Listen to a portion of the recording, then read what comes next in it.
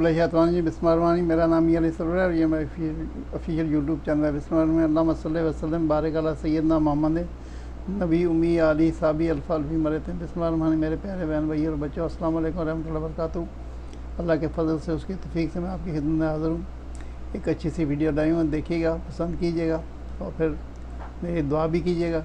आइए चलते हैं वीडियो की तरफ। बिस्मिल्लाहिर्रहमानिर्रहीम। अल्लाह के नाम से शुरू करता हूँ जो बड़ा मेहरबान नहायत रहम करने वाला है। मेरे अजीज़ों, एक गांव के चौधरी की अपनी कोई औलाद नहीं थी, मगर इसके पास बहुत सारी दौलत और 500 एकड़ का अकेला मालिक था। चौधरी साहब का एक ख़ास मुंशी था जो पिछले 25 साल से चौधरी की खिदमत कर रहा था। चौधरी ने उसे खिदमत के सिले में 100 एकड़ ज़मीन दे दी और चौधरी ने मुंशी को इख्तियार दिया कि अपनी मर्ज़ी के 3 सवाल तैयार करो। जो शख्स भी तुम्हारे सवालों का जवाब देने में कामयाब हुआ तो उसके बाद एक सवाल मैं पूछूंगा। अगर उसने मुझे भी लाजवाब कर दिया तो मेरी 400 एकड़ ज़मीन का वही मालिक होगा। अगर वह तुम्हारे सवालों का के जवाब देने में नाकाम हुआ तो मेरी सारी जायदाद के तुम अकेले वारिस बन जाओगे। मुंशी ने दिल में सोचा कि इतनी आसानी से मैं किसी को भी 400 एकड़ ज़मीन का मालिक नहीं बनने दूंगा। ऐसे सवालात करूंगा कि पूरी बस्ती में इसका कोई आदमी जवाब ना दे सके। मुंशी सारी रात सोचता रहा कि ऐसे कौन से सवाल पूछूं जिसका जवाब नामुमकिन हो। सुबह हुई तो गाँव में मुनादी करा दी कि अगर चौधरी की जायदाद का वारिस बनना है तो सवालों का जवाब देने के लिए चौधरी की रिहाइशगाह पर आ जाओ। सारे गांव वाले चौधरी की रिहाइशगाह पर इकट्ठे हो गए। हर आदमी ये ख्वाब देख रहा था कि हो सकता है 400 एकड़ का मालिक बन जाए और इसकी तकदीर ही बदल जाए। चौधरी साहब ने सबके सामने मुंशी से कहा कि सामने आओ और इन लोगों से अपने 3 सवालात पूछो। मुंशी ने बुलंद आवाज़ से कहा कि मेरे सवालात की दलील से साबित करना होगा। मुंशी ने बुलंद आवाज़ में कहा कि मेरा पहला सवाल यह है कि जब दरवाज़ा खोला जाता है या बंद किया जाता है तो दरवाजे से आवाज़ क्यों आती है। सब देहाती एक दूसरे की तरफ देख रहे थे कि ये कैसा सवाल है। हर किसी ने अपनी दलील से जवाब दिया मगर चौधरी को किसी की दलील पसंद न आई। एक कुम्हार ने कहा कि दरवाज़ा खोलते वक्त आवाज़ इसलिए आ रही होती है कि दरवाज़ा अपनी ज़ुबान में खोलने वाले को तलकीन कर रहा होता है कि अंदर दाखिल होने के लिए पहले इजाज़त मांग और दाखिल होते ही सलाम करो। चौधरी को कुम्हार की ये दलील बहुत पसंद आई। बाकी लोगों ने भी इस दलील को पर काफ़ी दाद दी। मुंशी ने कहा कि दूसरा सवाल क्या है। दूसरा सवाल यह है कि ज़मीन का मरकज़ कहाँ है।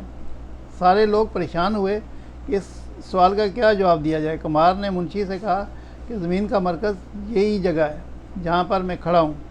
अगर आपको किसी किस्म का शक हो तो ज़मीन को किसी भी कोने से पैमाइश करके तसल्ली कर लो। मुंशी कुम्हार का ये जवाब सुनकर लाजवाब हो गया। मुंशी ने कहा कि तीसरा सवाल पूछता हूँ।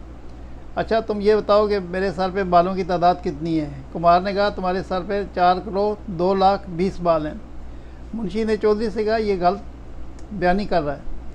कुम्हार ने कहा अगर आपको मेरी बात का यकीन नहीं आ रहा तो अपने सर के बाल गिनकर तसल्ली कर लो।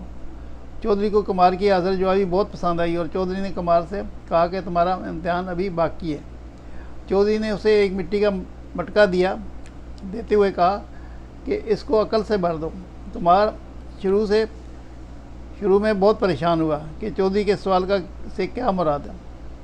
लोगों ने कुम्हार को अजीब मशवरे दिए। कोई कह रहा था कि मटके को अशरफियों से भर दो तो कोई कहता था कि इसको अनाज से भर दो।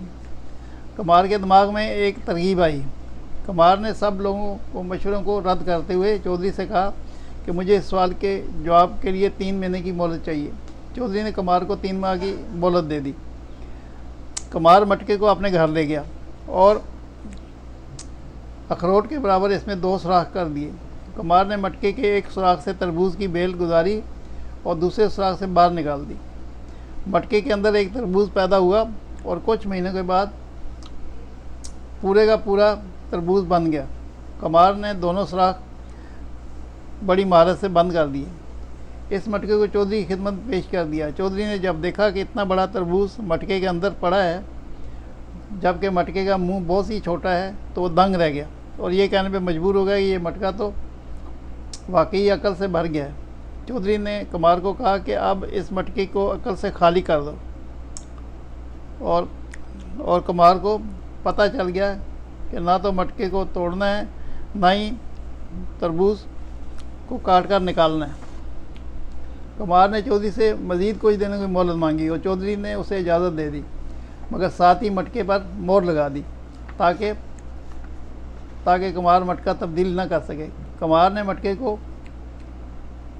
को तेज़ धूप में रखा और इसके इर्द गिर्द आग जलाई, तो कुछ ही दिनों में वो तरबूज सुकड़ गया।